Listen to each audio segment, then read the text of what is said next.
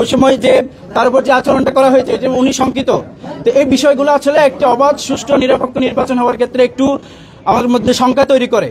তো যে বিষয়গুলো হয়েছে আমি মনে করি অতি দ্রুত বিশ্ববিদ্যালয় প্রশাসন সে বিষয়গুলোকে সলভ করবেন এবং আমাদের ক্যাম্পাসে দীর্ঘ 33 বছর পর যে একটি নির্বাচন হতে যাচ্ছে, আমাদের বিশ্ববিদ্যালয় যে এত সুন্দর একটি নির্বাচন প্রত্যাশা করে সেটার ইতিহাসের সাক্ষী হতে যাচ্ছে। আমরা মনে করি নির্বাচন কমিশন অবশ্যই একটি অবাধ সুষ্ঠু নিরপেক্ষ নির্দলীয় নির্বাচন আমাদেরকে উপহার দিবে, আমরা সেই প্রত্যাশা রাখি। এবং যদি আমরা এভাবে একটি অবাধ সুষ্ঠু নিরপেক্ষ নির্বাচন উপহার পাই, আমরা মনে করি বাংলাদেশ ইসলামী ছাত্র শিবির সমর্থিত সমন্বিত শিক্ষার্থী জোট প্যানেল পূর্ণাঙ্গভাবে জয়লাভ করতে পারবে বলে আমরা প্রত্যাশা করি।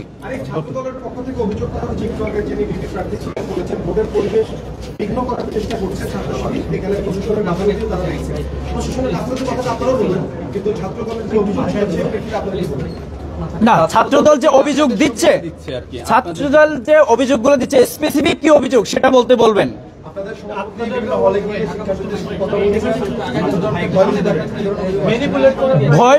ভয়ভীতি দেখাচ্ছেন আমাদের বিশ্ববিদ্যালয়ের সভাপতি কারো কাছে গতকাল রাতে, শুধু বললাম গতকাল রাতে নির্বাচন অভিযানে গিয়েছিলেন, শুধু অবজারভার যে রাখা হবে কি হবে না, পোলিং এজেন্টের বিষয়ে কোনো সিদ্ধান্ত দিচ্ছে না নির্বাচন কমিশন, এই বিষয়ে কথা বলতে গিয়েছিলেন, এছাড়া আর কোনো কিছুই নয়।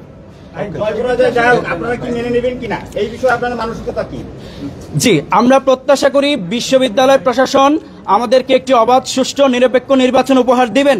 যদি সেটা শেষ পর্যন্ত বিশ্ববিদ্যালয় নির্বাচন কমিশন আমাদেরকে এনশিওর করতে পারেন, তাহলে অবশ্যই একটি নির্বাচন প্রক্রিয়ায় যে জয় বরাবর জয় থাকতে পারে।